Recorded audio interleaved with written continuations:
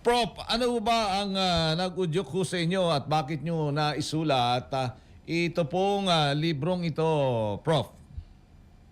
Um, Yan ay sinulat ko at as a policy paper after po tayong matanggal bilang Deputy National Security Advisor at sa aking brief stint ko sa National Security Institution ay naka-observe po ako ng mga dapat na ayusin at yan po ang naging konteksto kung bakit ko na isulat yan kung saan sinabi ko na ang threat sa ating national security ay korupsyon. Yan po ang greatest threat. Hindi po yan nanggagaling sa West Philippine Sea at hindi rin po nanggagaling sa local communist insurgency, sa Bangsamoro separatism or terrorism. Ang greatest threat po ay korupsyon. Bakit ko nasabi yan? Kasi po ang corruption ay nagkikreate po ng fertile ground for criminal and terrorist organization at mga extremist groups na mag-thrive.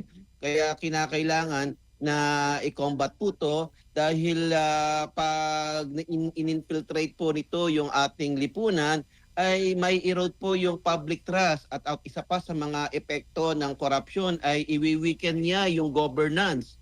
At pag weak po ang governance, nako, diyan na po magkakaroon ng mga maraming problema ang ating bansa. Kaya nga po yung ating national security problems ay reflection po ng larger threat at yan po ay ang corruption.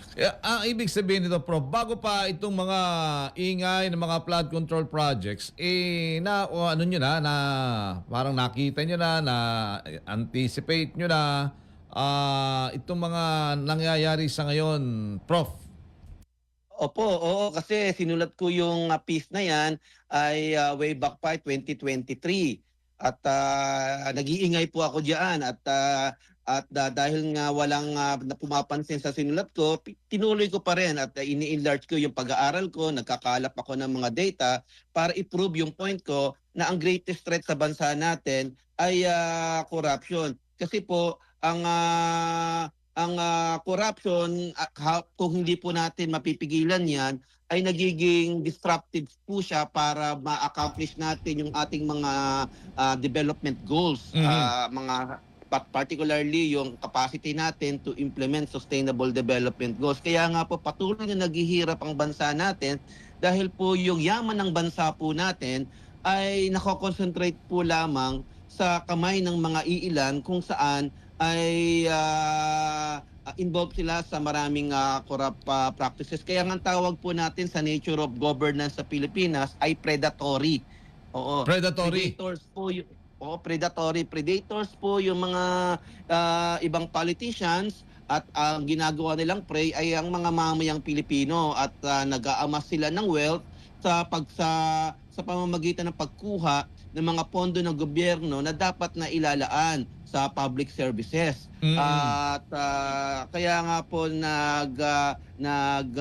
susulat po ako para i-enlighten yung mga tao na we need to fight corruption because corruption is a collective action po yan, collective responsibility po ng mamayang Pilipino. At kung hahayaan po natin yung corruption na mag-thrive, yan po ang talagang sisira sa ating bansa. Prof, mayroon po ba kayong particular sektor kayong matutukoy sa gobyerno natin o sa pamahalaan na sa tingin po ninyo ay vulnerable ho, ano? Kaya po naman dito sa korupsyon na may direktang epekto po sa seguridad?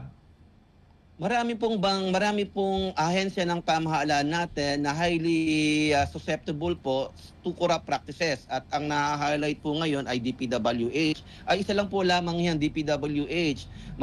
Open din po for corrupt practices ang iba pang agencies ng government. Ayaw ko na po sila pangalanan dahil nga baka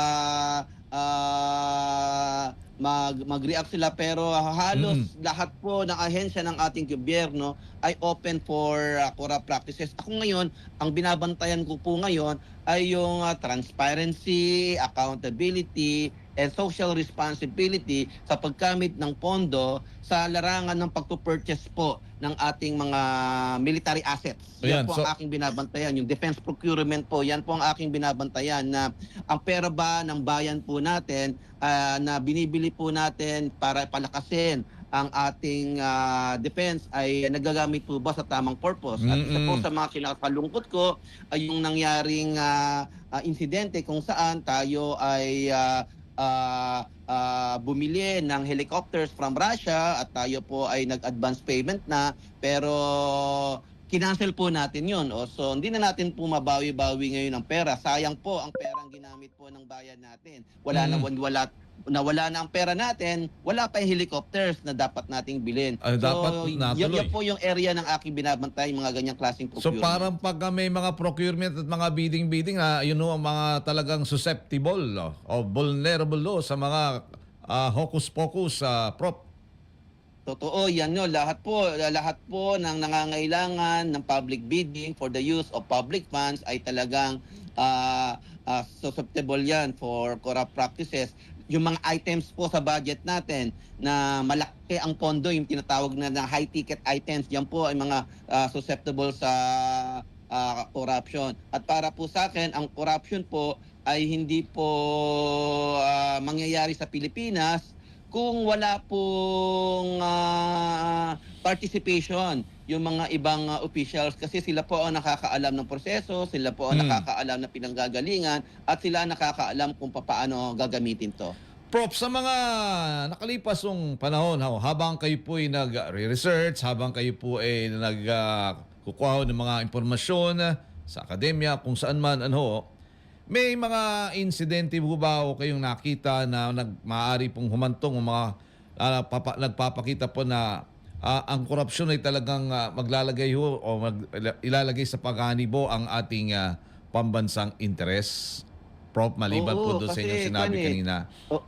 Oo, it will undermine not only our efforts to secure our country, but also it will also endanger regional security. Kaya nga sinasabi ko na ang korupsyon sa Pilipinas ay hindi lamang issue to ng mamamayang Pilipino, dapat maging issue din po ng region din po, kasi meron pong international implication yan. Because the corruption can facilitate the illegal flow of arms, drugs, humans, terrorist organization na pwede maka-apekto po sa ibang bansa. Kaya ang sinasabi ko po na yung fight against corruption ay is not only the responsibility of the Filipino people, kundi responsibility din po ng ating neighboring countries na dapat tulungan din tayo in the fight against corruption. So ibig sabihin, kaya nga ako natutuwa nung nagkaroon ng balita kung saan yung South Korea kinancel nila yung kanilang supposed loan sa Pilipinas, ay tama po yan. Kasi nga hanggang din natin inaayos yung ating proseso para maging mas transparent and accountable yung ating paggamit ng public pondo, ay mahirap po kasi baka magamit lamang yung mga aid na yan, mga loans na yan, sa private gains ng mga politicians po natin. Kaya responsibility po yan ng bansa natin at ng mga neighboring countries natin. Kaya nga dapat isa sa mga tinututukan ko ngayon dito, Benji, kung ano na ang resulta ng mga pagpopondo ng mga international financing bodies kung saan gusto nilang tulungan yung Pilipinas to build our capacity to build corruption. Yun ngayon ang mga tinitingnan ko ngayon kung ano na nangyari sa mga efforts na yan. Ayun, kasi may mga foreign funded tayo, di ba? Mga projects lalo na sa mga malalayong lugar, Prof. Sa nabanggit ang World Bank, ang Asian Development Bank, may mga areas po sila kung saan nagbi-build sila ng capacity for greater transparency. So gusto kong makita yan kung tayo ba ay nagpo-comply at sinusustain ba yung efforts ng World Bank at Asian Development Bank na i-build yung capacity natin to fight corruption, at paano siya ina-undermine ng ating politicians or existing public institutions. I-flex ko lang ng konti ito, Prof. Yung kanina, ang ating armed services o security sector, security services.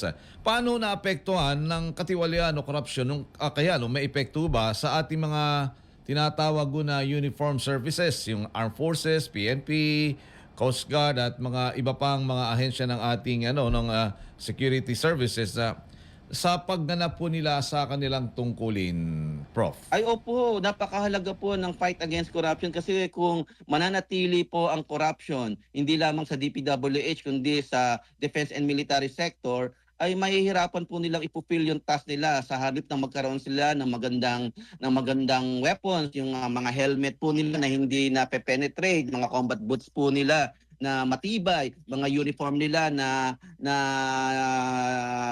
durable, ay mas mapapaganda yung kondisyon ng ating military, yung kanilang mga food allowance para hindi panay sardinas ang kanilang ulam, ay Noodles. magkaroon sila ng mga food provision na masusustain nila yung kanilang needs during military activities. Yung mga barracks nila sa halip na hindi mga makeshift ay convenient for personnel. Kaya nga mahalaga yung fighting against corruption kasi pag naging transparent at mas accountable ang ating public institutions, yung mga military po natin, magiging mas comfortable yung kanilang pamumuhay, yung well-being di po ng ating mga at welfare ng ating kasundaluhan ay matutugunan dahil nga yung pera ng publiko ay mailalaan para sa kanilang public welfare. Kaya nga dapat ako natutuwa ako na nag-release yung ating Armed Forces of the Philippines ng statement na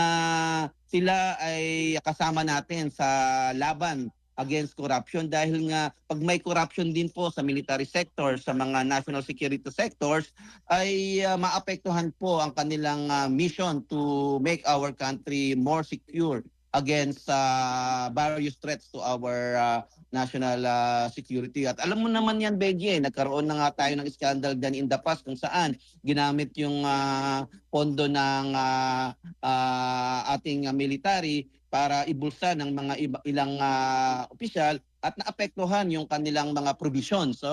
So dapat mahinto yan at wag nang maulit yung ganyang klaseng scandal.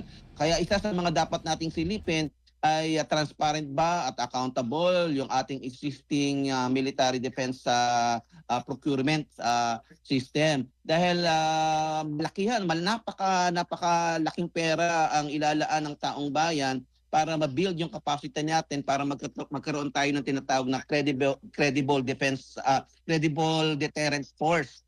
Oo. Credible Defense Deterrent Force. So, dapat bantayan yan ng mamamayang Pilipino para po talaga yung perang ilalaan sa ating National Defense Capability Building ay mapupunta sa dapat paglagyan at hindi po mapupunta sa bulsa ng iilan. Ay, parang kung di po ako nakakamali no, sa mga lumabas ko na balita dahil ngayon budget season, parang ang inalaan ho sa mga hardware procurement, mga para sa depensa, mga 60 billion po ata, Prop, no, sa kung mapupuntang lang ito sa wala, sayang, Prop. Napakalaki. Kaya nga napaka-sensitive po ng pinapasok kong pag-aaral, Benji, dahil mas malaki pa ito kaysa sa flood control program.